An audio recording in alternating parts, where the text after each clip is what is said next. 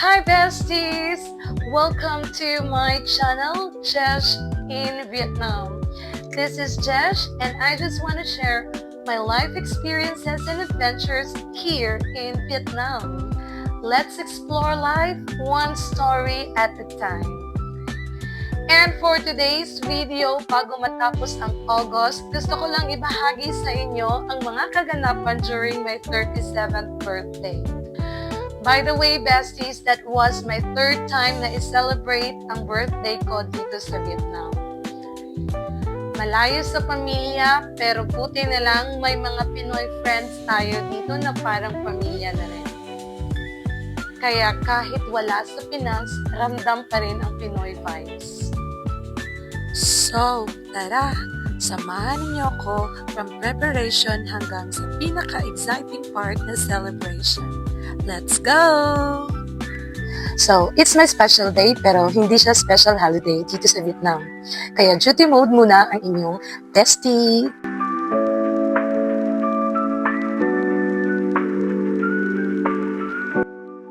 Ayun, nabalitaan ng TA ko na birthday ko today, kaya kinantahan nila ako ng birthday song. Not once, but twice, kasi kahit uwian na, ay pinakanta na naman ng mga students ko. Ang cute, di ba?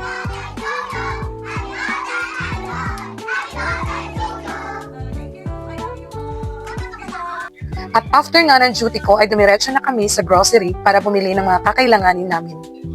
Close nga pala yung unang tindahan na pinuntahan namin, kaya we decided na dito na lang sa Coop Mart bumili. Konti lang din naman yung price difference. At kung mapapansin nyo nga, medyo konti lang ang tao kasi around 12 noon na. Mostly kasi sa kanila is nasa bahay at nagpapahinga. Kasi siesta time nila hanggang 2 p.m. So ayun nga, balik tayo dito sa ginagawa namin. Alam niyo besties, matagal na kasi ako nagka-crave ng fruit salad. Yung salad na kagaya dyan sa Pinas, yung matamis. Kasi yung salad dito is literal na salad. Alam mo yun, vegetable salad na nilagyan ng fruits. Na-experience ko kasi one time umorder ako before dun sa favorite na restaurant namin. Nung sinerve, medyo disappointed talaga ang bestie niyo. Kasi nga, umasa talaga ako ng fruit salad na gaya dyan sa atin. Yung siniserve pag may mga birthday, fiesta, at iba pang okasyon. Alam niyo yun? Gets niyo naman, di ba? So ayun, nakauwi na rin kami sa wakas. Pagdating sa bahay, teamwork kami. So for today, si Habi ang chef of the day. Siya ang magte-take over ng kusina. At ako lang naman ang taga-prepare ng mga rekado. Pero at least, di ba, may ambag pa rin ako.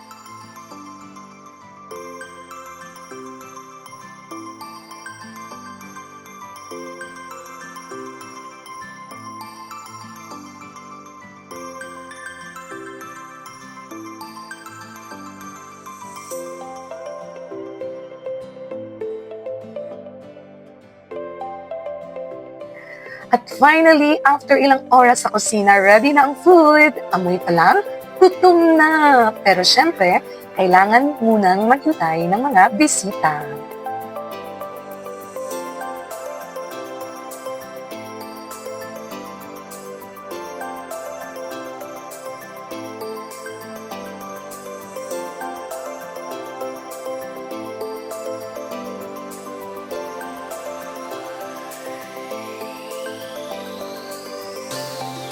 At ayun, around 6:30 p.m., naunang dumating yung dalawa kong friends at bongga, ang sweet. May pa-flowers pa silang dala for me. O ayan, mukhang Miss Universe lang ang peg, di ba? May... Video, video. Okay, flat.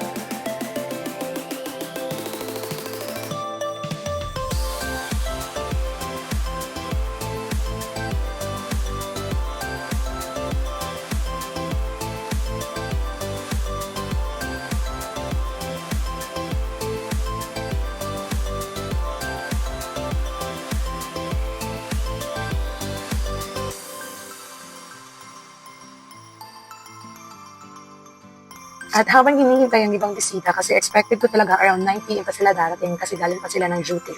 So kumain muna kami para hindi naman kami magutom sa kakaantay, di ba?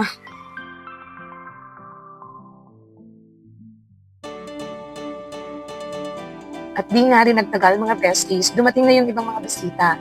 At ayun nga, tingnan nyo, may pabag at may pa-cake pa si Mayora. Di ba bongga? Buti na lang talaga, di ako bumili. Well, actually, wala talaga akong balak bumili. Dito kasi, during my birthday gatherings, laging may nagdadala ng cake. Minsan pa nga nagdodoble. So, smart moves, besh. Di ba nakatipid? Hi, Jaina. Say hi to Jaina. Hi, sir. Kamu lagi patu. Marami kinakaya pala.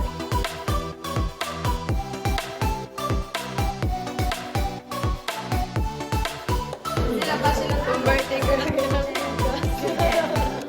Sir, ang birthday girl na gano'n.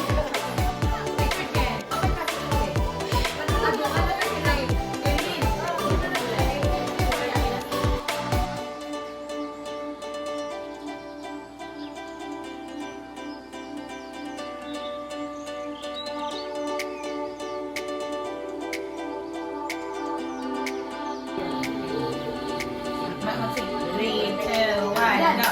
Happy birthday to you. Happy birthday to you. Happy birthday, happy birthday, happy birthday to you. Happy birthday to you. Happy birthday to you. Happy birthday, happy birthday, happy birthday to you. Wish.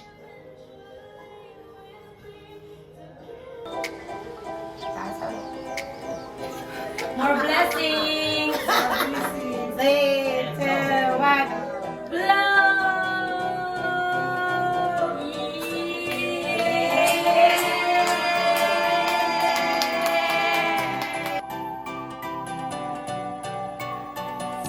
Habang dumarami ang mga bisita, mas nagiging lively ang vibes. Iba talaga kapag Pinoy gatherings. Kanya-kanyang kwento, kanya-kanyang chika, at syempre, kanya-kanyang atake sa handa. Talagang sulit kasi bihira lang din kaming magkakasama ng ganito. Happy birthday!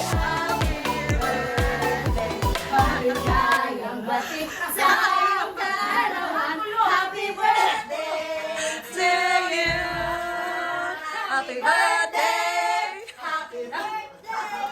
Happy birthday to you! One more time!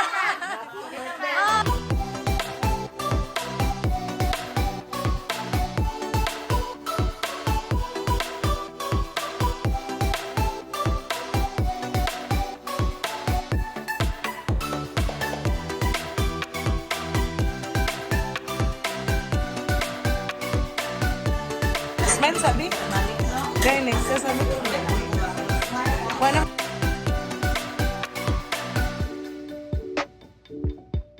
Shoutout nga pala sa mga magaganda at mga pogi kong mga bisita. Naway nabusog ko kayo. Salamat sa presensya at gifts. Ginawa niyong extra special ang araw na to. Shoutout din sa pamilya namin sa Pinas. Salamat sa pagmamahal at pagbati. Thank you din sa mga besties natin online na di nakalimot pumati. Kahit malayo kayo, ramdam na ramdam ko ang love niyo.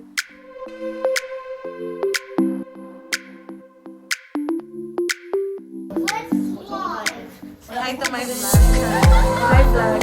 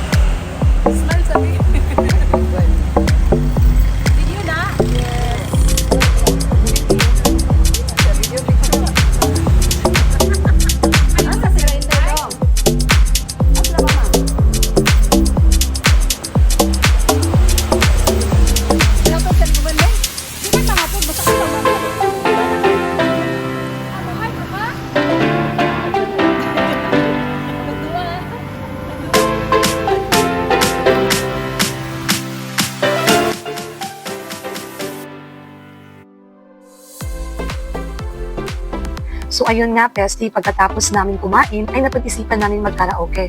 Alam niyo naman tayong mga Pinoy, di ba? Hindi nawawala ang kantahan sa handaan. Kaya lang, yung iba ay nauna nang umuwi kasi may pasok pa sila kinabukasan. Pero yung iba, go lang ng go. Alam niyo naman, sa video okay, kahit sintonado, winner pa rin basta may feelings. Haha.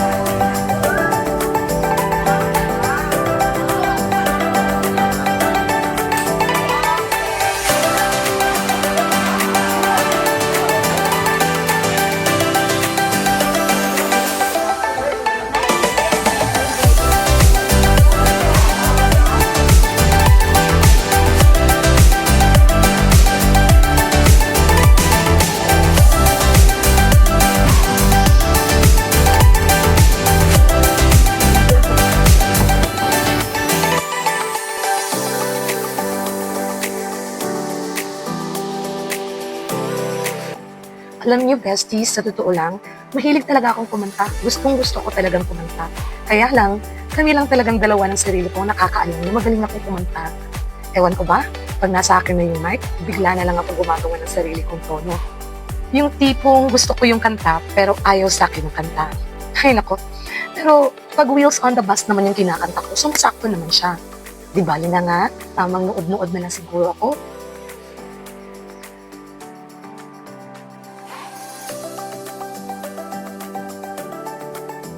So, ayun, besties, that was my birthday celebration here in Vietnam. Simple pero puno ng saya, kwento at tawa. Thank you ulit sa lahat na nag-celebrate with me. And sa mga besties na nanonood ngayon, salamat for joining me sa birthday vlog na to.